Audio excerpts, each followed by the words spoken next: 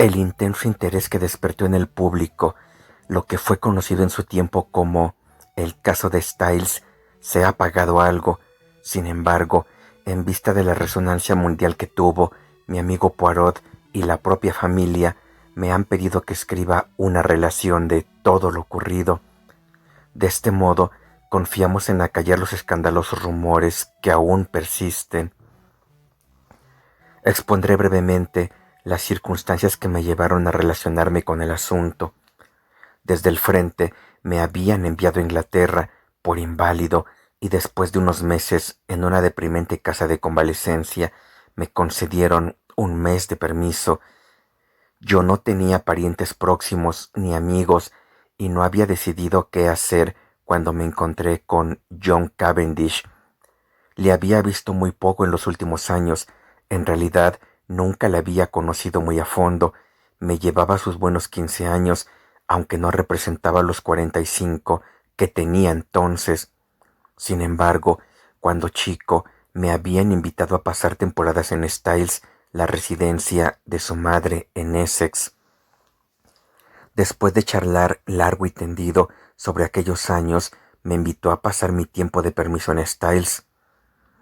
A mamá le encantará volver a ver después de tantos años, añadió. ¿Qué tal está tu madre? Pregunté. Muy bien. ¿No sabes que se ha vuelto a casar? Creo que no pude disimular mi sorpresa. La señora Cavendish se había casado con el padre de John, viudo con 2 hijos, y era en mis recuerdos una hermosa señora de mediana edad. Debía de tener ya 70 años por lo menos.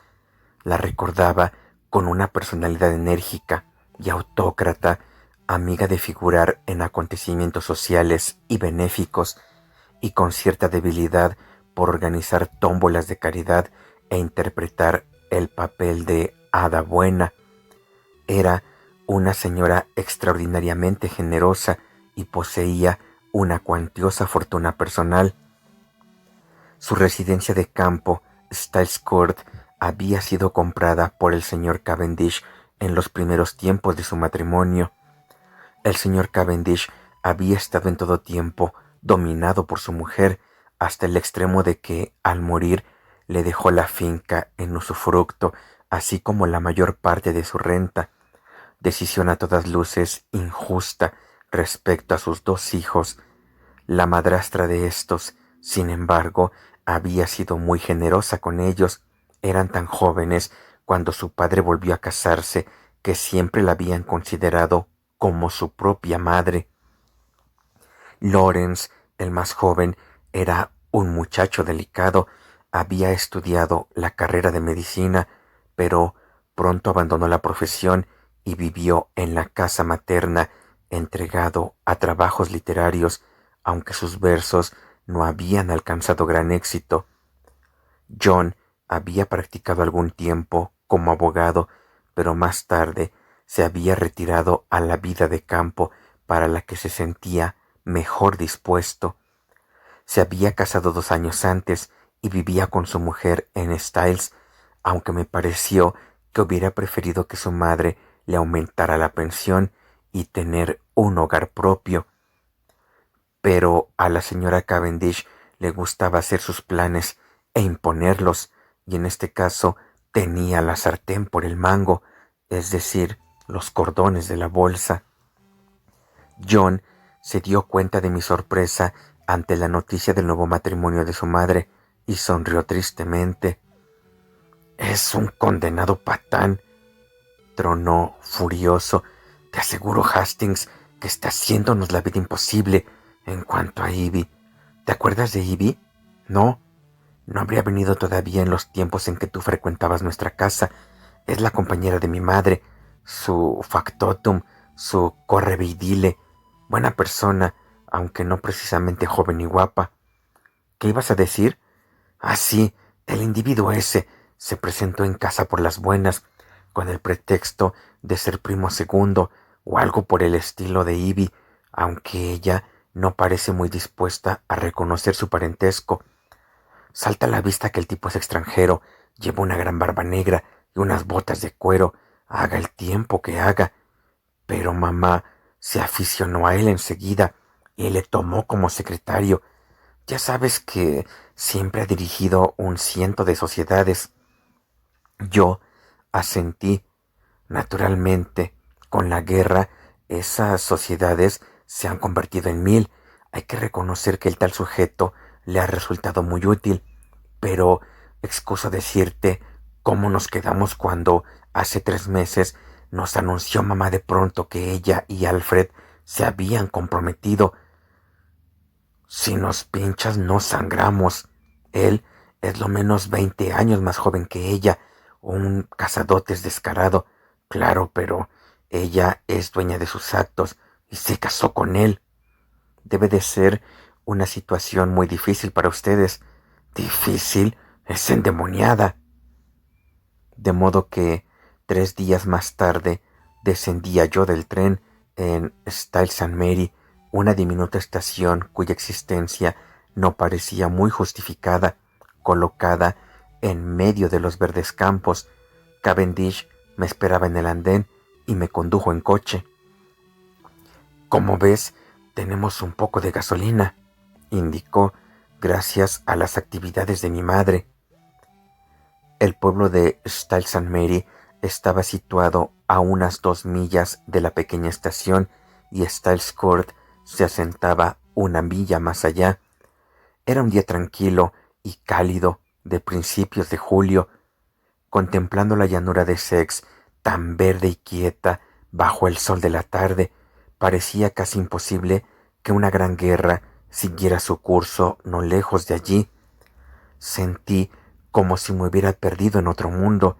Al cruzar la verja de entrada, dijo John: no sé si te parecerá esto demasiado tranquilo, Hastings.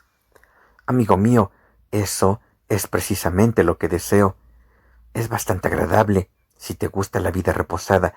Yo hago instrucción con los voluntarios 2 veces por semana y echo una mano a las fincas. Mi mujer trabaja regularmente la tierra, se levanta todos los días a las 5 para ordeñar las vacas y sigue las faenas hasta la hora del almuerzo.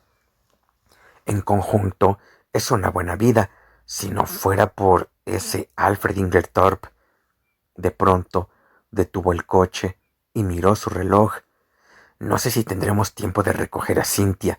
No, ya habrá salido del hospital. ¿Tu mujer? No, es una protegida de mi madre, hija de una compañera de colegio que se casó con un bribón. Fracasó rotundamente y la niña quedó huérfana y sin un céntimo. Mi madre la recogió y lleva casi 2 años con nosotros. Trabaja en el hospital de la Cruz Roja de Tadminster, a 7 millas de aquí. Mientras pronunciaba las últimas palabras, nos deteníamos frente a la casa, antigua y hermosa. Una señora vestida con gruesa falda de tweed y que se inclinaba sobre un macizo de flores se levantó al vernos. ¿Qué hay, Ivy? Este es nuestro heroico herido, el señor Hastings, la señorita Howard. Y así hizo las presentaciones mi amigo John. La señorita Howard me estrechó la mano calurosamente. Casi me hizo daño. En su cara, quemada por el sol, resaltaban los ojos profundamente azules. Era una mujer de unos 40 años y de agradable aspecto, con voz profunda, algo masculina y cuerpo fuerte y anguloso. Enseguida noté que su conversación era cortada al estilo telegráfico. Los hierbajos se propagan como el fuego. Imposible librarse de ellos. Tendré que reclutarle a usted. Tenga cuidado. Le aseguro que me encantará ser útil en algo, respondí. No diga eso, se arrepentiría. No sea cínica, Ivy, dijo John riendo. ¿Dónde tomamos el té? ¿Dentro o fuera? Fuera. Demasiado buen tiempo para encerrarse en casa. Pues ven, ya has trabajado bastante en el jardín. El labrador se ha ganado su jornal. Anda, ven a refrescarte. Bueno, dijo la señorita Howard, quitándose los guantes del jardinero. De acuerdo contigo. Nos condujo al lugar donde estaba dispuesto el té, bajo la sombra de un gran sicómoro. Una figura femenina se levantó de una de las sillas de mimbre y avanzó unos pasos para recibirnos. «Mi mujer, Hastings», dijo John. «Nunca olvidaré el primer encuentro con Mary Cavendish. Se han grabado en mi memoria en forma indeleble su alta y esbelta silueta, recortándose contra la fuerte luz, el fuego dormido que se adivinaba en ella, aunque solo encontrase expresión en sus maravillosos ojos dorados, su quietud que insinuaba la existencia de un espíritu indomable dentro de un cuerpo exquisitamente cultivado. Me recibió con unas palabras de agradable bienvenida, pronunciadas con voz baja y clara, y me dejé caer en una silla de mimbre, feliz por haber aceptado la invitación de John.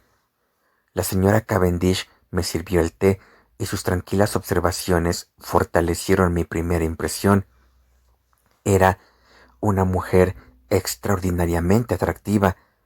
Animado por la viva atención que me demostraba mi anfitriona, descubrí con voz humorística ciertos incidentes de la casa de convalecencia y puedo ufanarme de haberla divertido grandemente. Desde luego, John es muy buen chico, pero su conversación no tiene nada de brillante. En aquel momento llegó a nosotros, a través de una ventana abierta, una voz que yo recordaba muy bien. «Quedamos, Alfred, en que escribirás a la princesa después del té. Yo escribiré a Lady Westminster para el segundo día. ¿O esperaremos saber lo que dice la princesa? En caso de que se niegue, Lady Westminster podría presidir el primer día, y la señora Crosby el segundo, y la duquesa la fiesta de la escuela». Se oyó una voz masculina y contestar a la señora Inglethorpe: «Tienes razón, después del té estás en todo». La puerta-ventana se abrió un poco más y por ella salió al césped una hermosa señora de cabellos blancos, con facciones algo dominantes. La seguía un hombre en actitud obsequiosa. La señora Inglethorpe me recibió efusivamente. «Señor Hastings, qué alegría volverle a ver después de tantos años. Querido Alfred, señor Hastings, mi marido». Miré con cierta curiosidad al querido Alfred. Desde luego parecía extranjero. No me extrañó que a John le disgustara su barba. Era una de las más largas y negras que había visto en mi vida. Llevaba anteojos con montura de oro y su rostro tenía una impasibilidad extraña.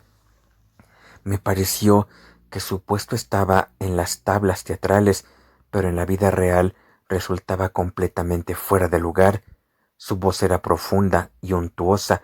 Me dio la mano rígidamente, diciendo: «Encantado, señor Hastings».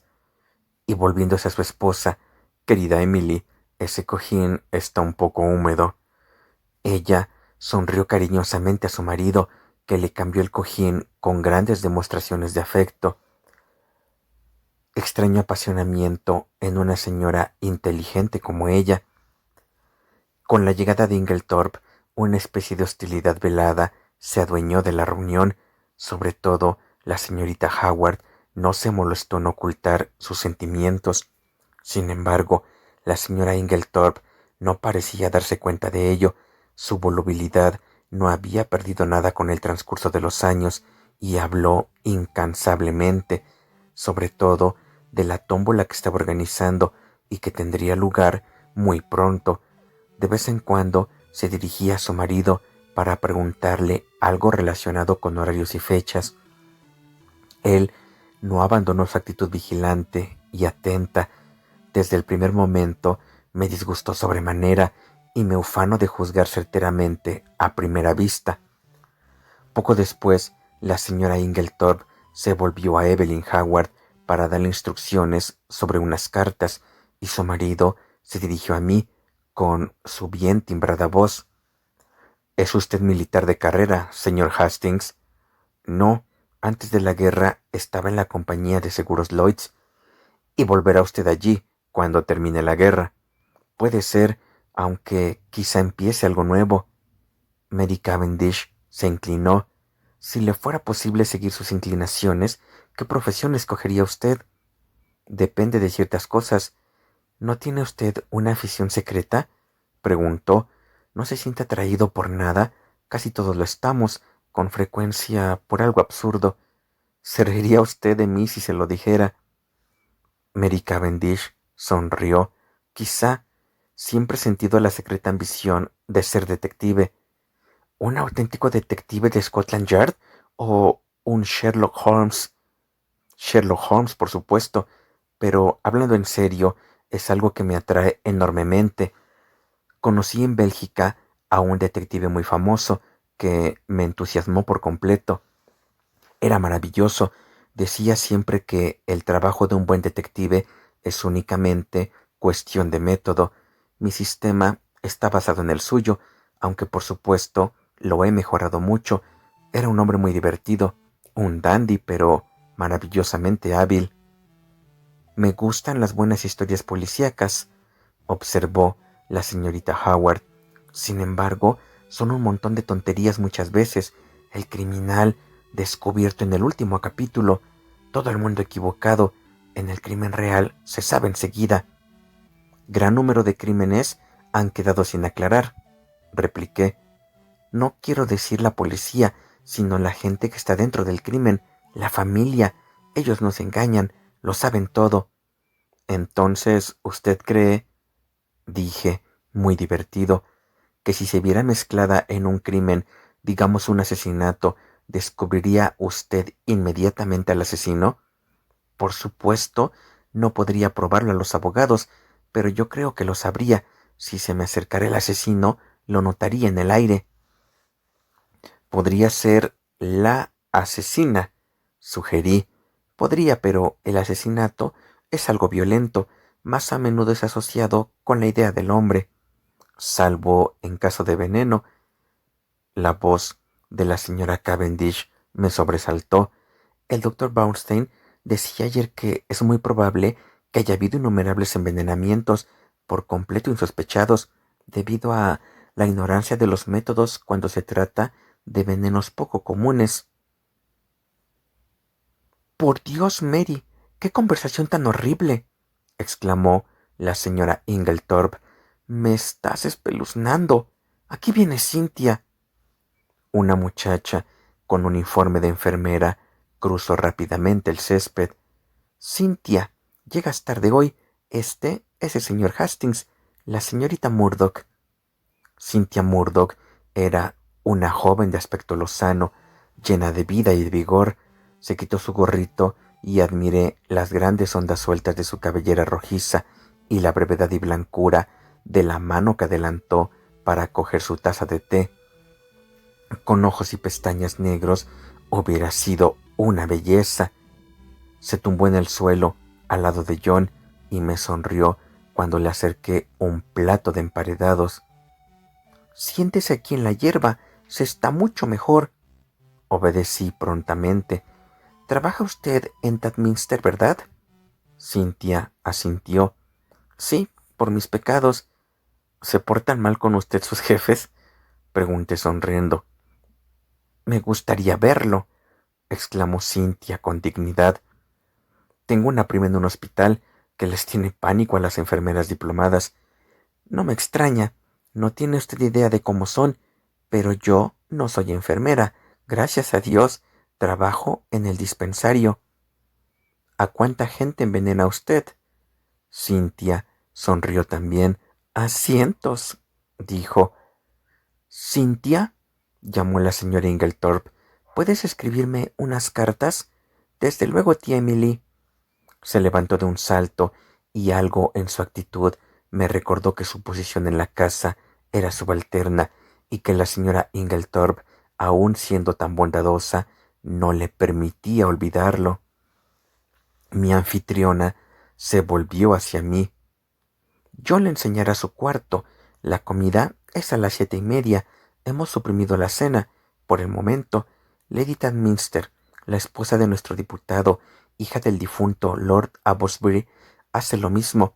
Está de acuerdo conmigo en que somos las personas de nuestra posición las que tenemos que dar ejemplo de austeridad. Aquí Seguimos un régimen de guerra. Nada se desperdicia. Hasta los trozos de papel se recogen y se mandan en sacos.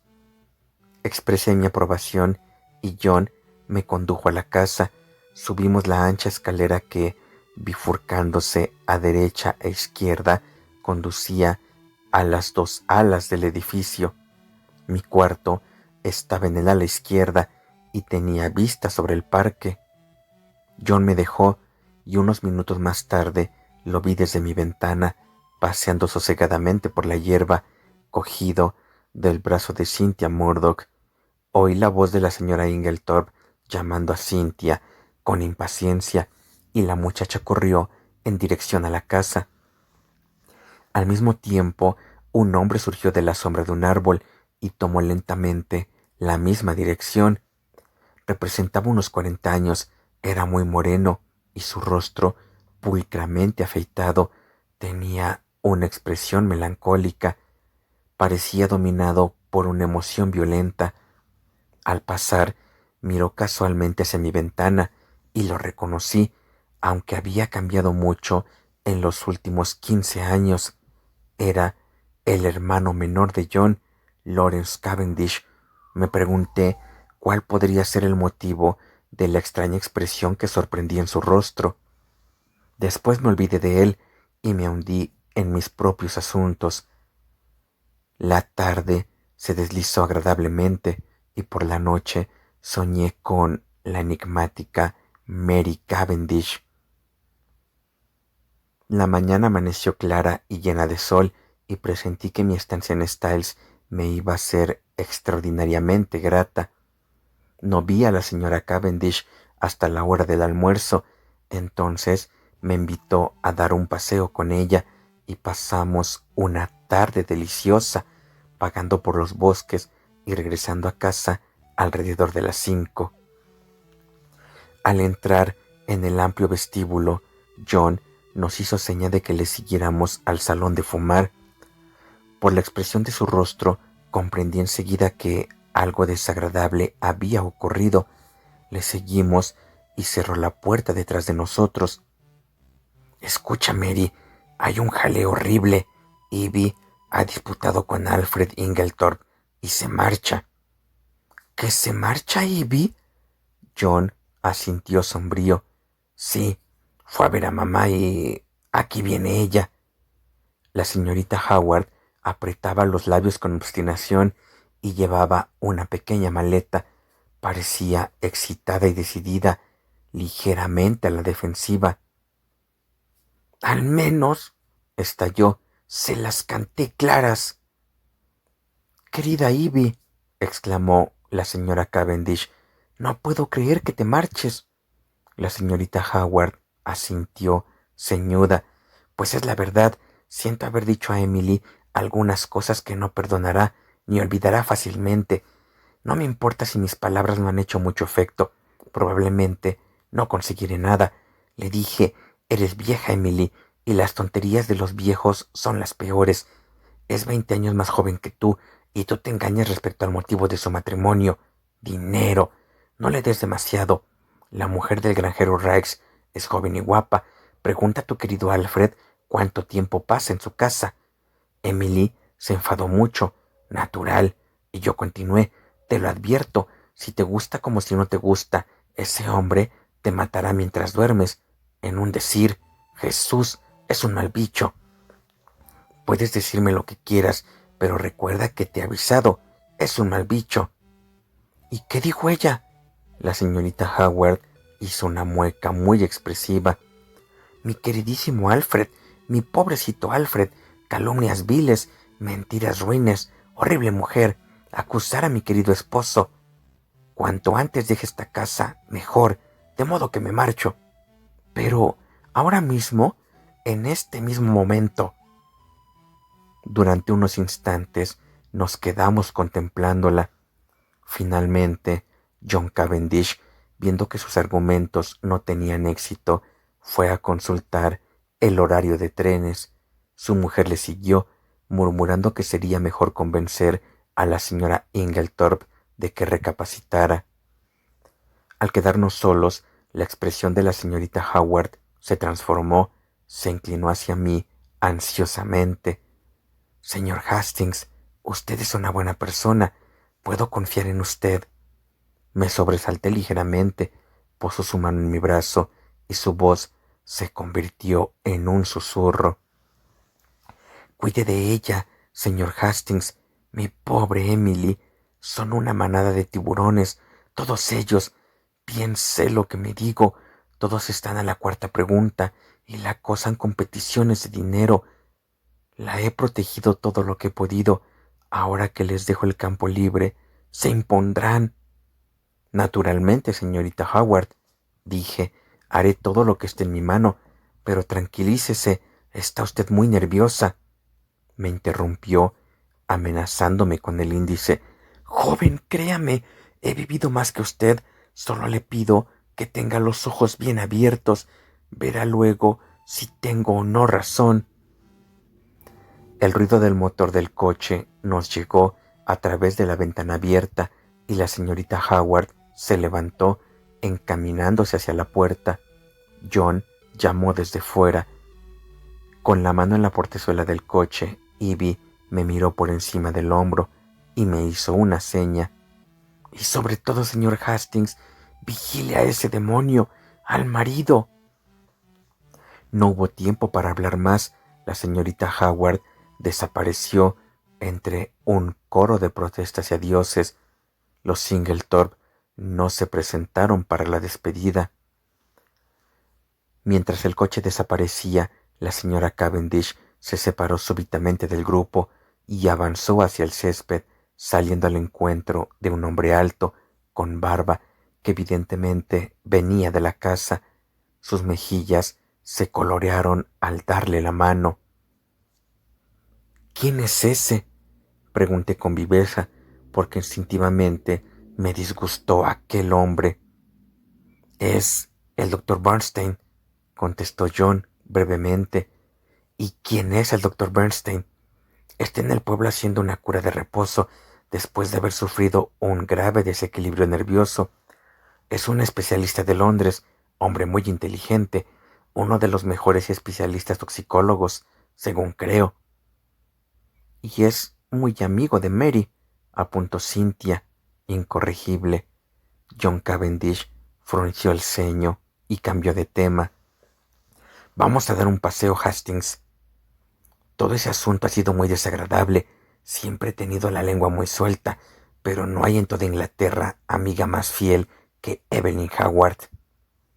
Tomó el camino que cruzaba el bosque y nos dirigimos hacia el pueblo. De regreso, al cruzar una de las verjas, una bonita joven de belleza gitana que venía en dirección opuesta nos hizo una inclinación y sonrió afectuosamente. «Es guapa esa chica», observé apreciativamente. La cara de John se endureció. «Es la señora Rex». «La que dijo la señorita Howard que...». «La misma», dijo John con brusquedad que juzgué innecesaria. Comparé mentalmente a la anciana señora de la casa con la vehemente y picaresca joven que acababa de sonreírnos, y el presentimiento de que algo malo se avecinaba me estremeció. Sacudí mis pensamientos y dije: «Styles es maravilloso». John asintió con voz sombría. «Sí, es una hermosa propiedad. Algún día será mía. Ya lo sería en derecho si mi padre hubiera hecho un testamento justo, y yo no andaría tan endiabladamente mal de dinero como lo estoy ahora». «¿Estás muy mal de dinero?» «Querido Hastings, no me importa decirte que no sé qué hacer para conseguirlo». «¿No puede ayudarte tu hermano?» «Lawrence se ha gastado hasta su último penique publicando versos malos con encuadernaciones de fantasía». «No, somos una pandilla de pobretones. Tengo que reconocer que mi madre ha sido muy buena con nosotros hasta ahora, desde su matrimonio, quiero decir». Se interrumpió bruscamente, frunciendo el ceño, malhumorado. Sentí por primera vez que con la marcha de Evelyn Howard el ambiente había perdido algo indefinible. Su presencia infundía seguridad. Ahora esta seguridad había desaparecido y el aire parecía lleno de sospechas. Volví a ver con la imaginación el rostro siniestro del doctor Bernstein. Me sentí lleno de suspicacia contra todo y contra todos. Por un instante barrunté la proximidad del mal y me sentí hondamente preocupado.